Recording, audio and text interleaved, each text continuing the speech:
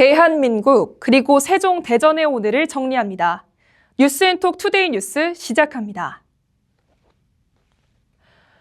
헌법재판소의 윤석열 대통령에 대한 최종 선고가 빠르면 오는 7일 금요일이나 다음 주 금요일인 14일 이뤄질 걸로 관측되고 있습니다.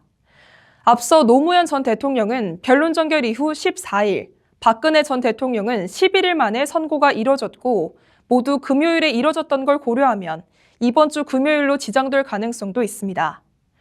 현재는 매일 재판관 평일을 진행 중인 가운데 최상목 대통령 권한대행이 마한혁 재판관을 임명하느냐 여부가 선고일 결정에 주요한 변수가 될 전망입니다.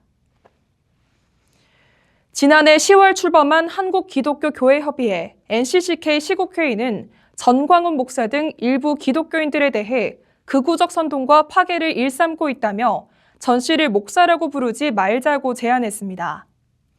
시국회의 대표 김상근 목사는 혐오와 차별, 반지성과 반역 사상으로 오염되고 타락한 집단은 이미 기독교가 아니라며 전 씨 집단은 이단 정도가 아니라 사이비 종교라고 지적했습니다. 젤렌스키 대통령과 설전을 벌인 트럼프 미국 대통령이 우크라이나 군사 원조를 전격 중단하면서 러시아와 우크라이나 전쟁은 새 국면을 맞게 됐습니다. 100억 건의 성명을 통해 우크라이나에 제공하던 모든 원조를 재검토하겠다고 밝혔고 이에 대해 트럼프 대통령은 기자들과 만나 젤렌스키는 우리에게 좀 더 감사해야 한다고 말했습니다.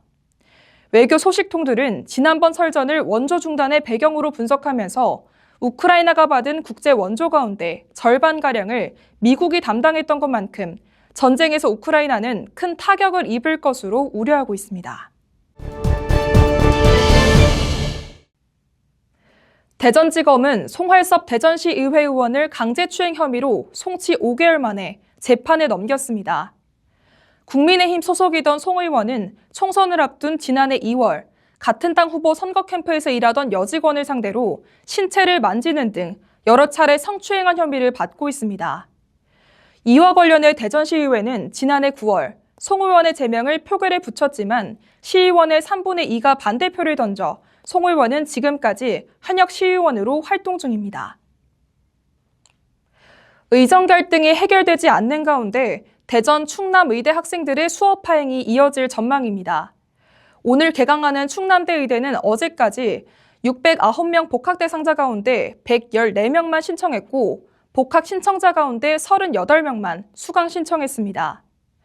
건양대와 을지대 의대 등도 신입생의 절반만 입학식에 참가했고 대학 내에서도 수업 거부가 잇따를 것으로 보여 대학 측은 온라인 수업을 병행하는 등 파행을 막기 위한 대책을 마련하고 있습니다. 학령 아동 감소 현상이 지속되면서 신입생 없는 초등학교가 속출하고 있습니다. 대전시의 경우 서구 평촌동 기성초등학교 길헌분교가 올해 신입생을 확보하지 못한 것을 비롯해 신입생 10명 미만인 학교도 모두 10곳으로 나타났습니다. 젊은 인구 비중이 전국에서 가장 높은 세종시 역시 초등 55곳 가운데 입학생 수가 10명 미만인 곳이 7곳에 달했습니다. 충남 지역 상황은 더 심각해서 신입생이 없는 학교가 16곳, 단 1명만 받은 곳은 28개 학교로 나타났습니다. 70대 탈북 노인이 폐지를 팔아모은 500만 원을 불우이웃 돕기 성금으로 기탁했습니다. 지난 60년대 중국으로 탈북했다 90년대 한국에 정착한 78살 김순자 씨는 최근 대전 대덕구 석봉동 행정복지센터를 찾아 적은 금액이라 부끄럽지만 이웃을 위해 써달라며 500만 원을 기부했습니다. 김 씨는 기초생활수급자 생계급여와 폐지를 수집해 판돈을 모아 성금을 마련했다고 말했습니다. 세종시는 마을의 평안과 건강을 기원하는 등곡리 동제를 세종시 무형유산으로 지정했습니다.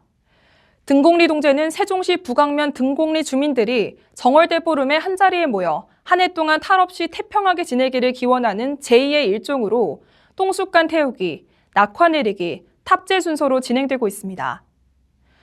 이상으로 뉴스앤톡 투데이 뉴스 마칩니다. 고맙습니다.